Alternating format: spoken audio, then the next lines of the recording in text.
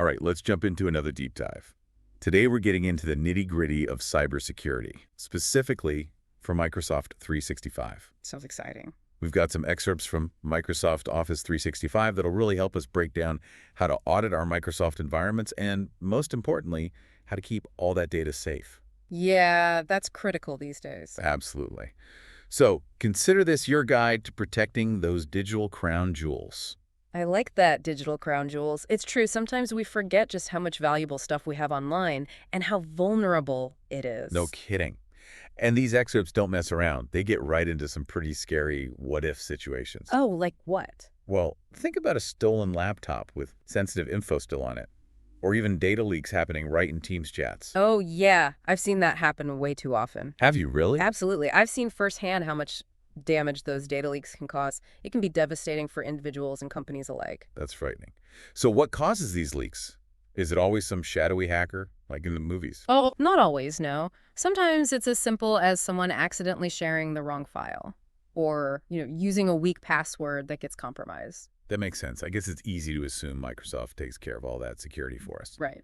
But these excerpts talk about a shared responsibility model. Yeah. What exactly is that? Well, it means Microsoft secures the underlying infrastructure, like the servers and networks, all the behind-the-scenes stuff. But you, the user, you're responsible for who gets access to your data, for securing those user identities.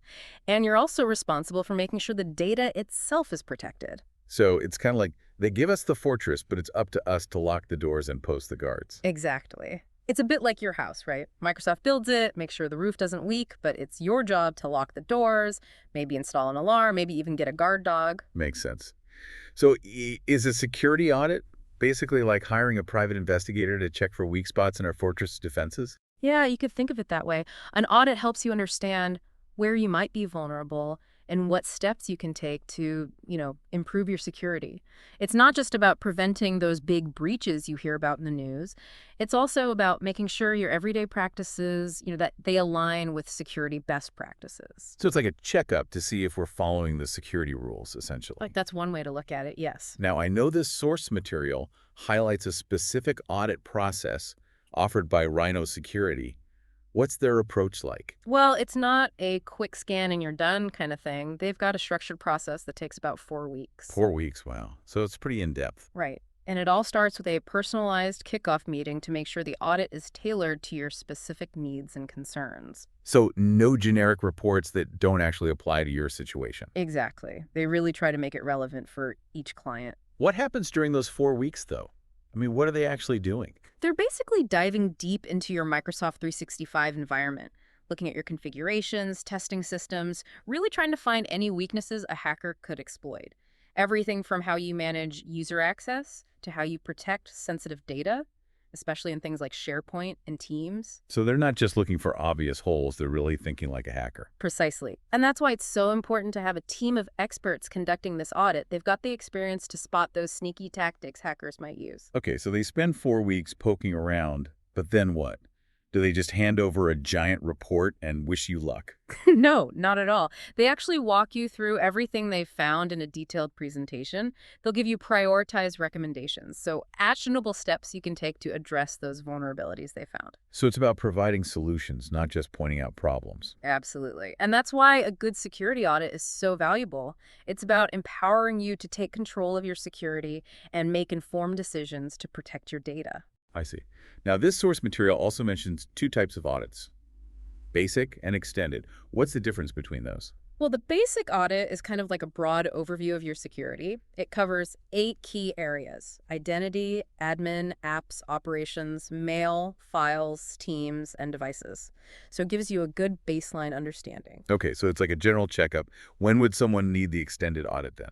The extended audit, that's for organizations that work with very sensitive data, or if they have concerns about shadow IT, when employees use unauthorized apps or software that could put their data at risk. Ah, so it's like going from a general checkup to a specialist consultation. Yeah, you could say that. But what's actually involved in that extended audit? What are they looking at that's not in the basic one?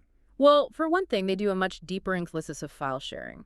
Think really detailed reports of who has access to what, especially in those sensitive areas like SharePoint and Teams. So it's like they're shining a light on all those hidden corners where data might be slipping through. Exactly. And it goes beyond just files. They also do a deep dive into the devices that are accessing your Microsoft 365 environment. Laptops, smartphones, all of that. Oh, so it's like checking to make sure all the devices are secure too, not just the accounts themselves. Yeah, think of it like making sure everyone coming into your fortress has been properly vetted. That makes sense.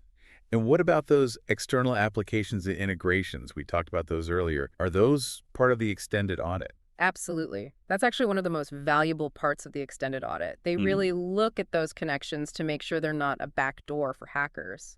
Making sure that every point of entry is secure. It's like checking the locks on all the windows and doors, not just the front gate. Now, we've talked a lot about the technical side of things, but I'm curious about the human element. Does an audit ever look at how people interact with these systems? Oh, yeah, definitely. One of the key things auditors look at is your user training and awareness programs. So it's about making sure the people inside the fortress are trained to defend it too. Right, because even the best defenses can fail if the people using them aren't properly prepared. So they want to see that you're teaching your employees about the latest threats, like those phishing scams and things like that. Exactly. They'll also look at your policies, things like password complexity and, multi-factor authentication. Now, you mentioned multi-factor authentication. I've heard that term thrown around a lot, but I'll admit I'm not totally clear on what it is. Why is it so important? Okay, so multi-factor authentication, or MFA, it's basically adding an extra layer of security. You need more than just your password to log in. Right. I've seen that with my bank and stuff. Exactly. So it could be a code sent to your phone, a fingerprint scan, even facial recognition in some cases. So even if someone steals your password, they still can't get in. Right. Think of it like having a deadbolt on your door, in addition to your regular lock, makes it much harder to break in. Okay, that makes sense. Sounds like MFA is something we should all be using, even if we're not running a big company. Absolutely. It's one of the easiest but most effective ways to improve your security. And the good news is most online services, including Microsoft 365, they offer it as a standard feature these days. So no excuses for not using it. What's really striking me about all this is that a security audit isn't just about checking boxes and following rules. It's about understanding how to protect something really valuable, our data. I agree. In today's world, our data is currency. It's what keeps our businesses running. It connects us to everything. It's practically our digital identity. That's a good point. Protecting it should be a top priority for all of us. Absolutely. It's essential. All right, welcome back to our deep dive on Microsoft 365 security audits. Glad to be back. In part one, we talked about that shared responsibility model and, got a basic idea of what a security audit actually looks like. But now I'm really curious about the vulnerabilities these audits actually find. What are some things that make you concerned when you're doing an audit? It's funny because sometimes the biggest vulnerabilities, they aren't these like super complex technical exploits. It's often the simple stuff that trips people up. Really? Yeah, stuff that could be easily fixed with a little bit of awareness. So, like, what? Give me an example. Well, one of the most common things we see is weak passwords. Ah, yeah. Makes sense. People use the same password for multiple accounts. Mm. Or they use easily guessable passwords like 1, 2, 3, 4, 5, 6, or even just password. Oh, come on. People don't really do that, do they? You'd be surprised. Yeah. It's shocking how often it happens. Mhm. Or even worse, writing passwords down on sticky notes Right. and leaving them on their monitor. It's like leaving a key under your doormat. Exactly. And, passwords are just one piece of the puzzle. Right. What else do you see? Another big one is oversharing permissions. Right. Because Microsoft 365 makes it so easy to collaborate and share files, right? Exactly.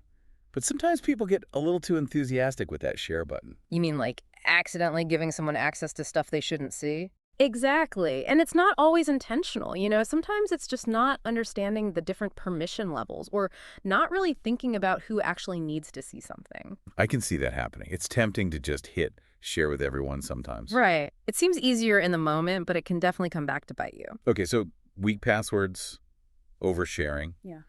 What about those external applications and integrations we were talking about? Are those a common problem area? Oh, absolutely. Every time you connect a third-party app to your Microsoft account, you're basically creating a new entry point into your system. And not all of those apps are created equal when it comes to security. So how do you know which apps are safe? That's a great question. It really comes down to doing your research. When you're thinking about using a new app, take a few minutes to look into their security practices. Look for things like multi-factor authentication, encryption. Do they have a good track record of protecting user data? It's like checking the ID of anyone you're letting into that fortress of yours. Exactly. And don't be afraid to ask questions. If you're not sure about an app's security, reach out to their support team or look for reviews from other users. So it's on us to be careful and not just trust that every app out there is safe. Right. Security is everyone's responsibility. Now, you mentioned multi-factor authentication before. I want to dig into that a little more. What kinds of MFA are available in Microsoft 365? That's a great question. There are actually several different methods you can use, each with its own pros and cons. Okay, break it down for me. What are our options? Okay, so the most common one you'll see is a one-time code, sent to your phone via text message or through an app. Yeah, I've seen that. It's easy to set up, which is great, but it's not the most secure option. Really? Why not?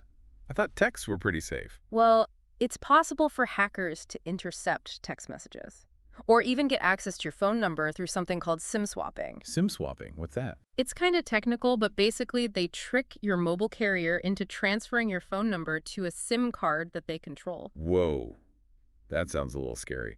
Okay, so if text-based MFA isn't ideal, what's better? A step up would be using a dedicated authenticator app. Like Google Authenticator or Authy, right? Exactly. Those apps, they generate a one-time code that changes every 30 seconds, and they don't rely on your phone number, so they're much more resistant to those SIM swapping attacks. Okay, good to know.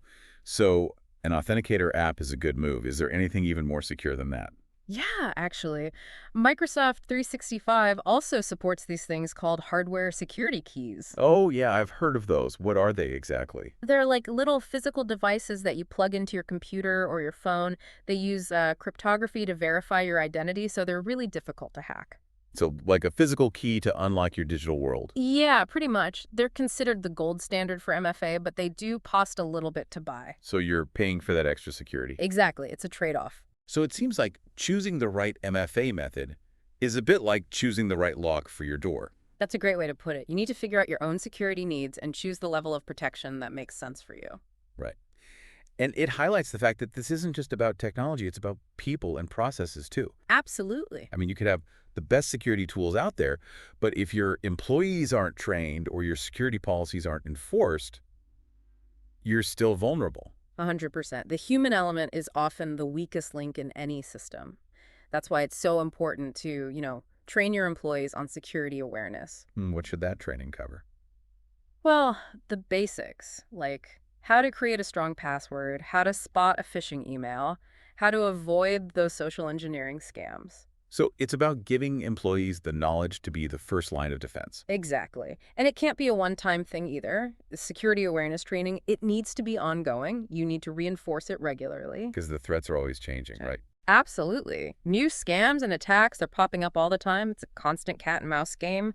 But by staying informed, staying vigilant, we can stay one step ahead. Well said. Now, before we move on, I wanted to touch on something we mentioned earlier, cached credentials. Oh, right. What are they exactly, and why are they a risk? So cached credentials, they're basically bits of information stored on your computer or device that let you automatically log in to websites and applications. So you don't have to type your username and password every single time. Right, so it's a convenience thing. Yeah, but it's also a potential security risk because if your device is lost or stolen, whoever has it can potentially use those stored credentials to log into your account. I see. So it's like leaving a spare key under the doormat. It's convenient until someone finds it. Exactly. It's all about balancing that convenience with the security risks. So how do you mitigate that risk? Should we just disable those cached credentials entirely? You could, but that might not be realistic for everyone. I think a good compromise is to be really careful about which devices you're storing those credentials on and make sure those devices are secure. Use strong passwords, maybe even biometric authentication like a fingerprint scanner. So layers of security, just like we were talking about before. Exactly. And it's important to remember that security isn't a destination. It's an ongoing journey. It's about constant improvement, right? Right. There's always something more we can be doing. Welcome back for the final part of our deep dive into Microsoft 365 security audits. Yeah, it's been a great discussion so far. We've covered a lot of ground. That shared responsibility model, common vulnerabilities, even dove into multi-factor authentication. Yeah. But I think it's time to get real about the consequences of security breaches. What happens when things actually go wrong? You're right. Sometimes we get caught up in the technical details and forget about the real-world impact of these things. Exactly. So let's talk about some real-world examples. Have you ever seen a situation where a lack of proper security in a Microsoft 365 environment actually led to a big problem? Yeah, there was this one company, they were pretty relaxed about their file sharing. Oh, no. They had like a ton of sensitive client data just sitting in SharePoint, Yeah. but they hadn't configured their permissions correctly. So basically, anyone with access to SharePoint could see all this sensitive data. Pretty much. And well, that's exactly what happened. One of their employees accidentally shared a whole folder with a vendor, financial records, personal information, the works, and that vendor was not supposed to see any of that. Oh, man.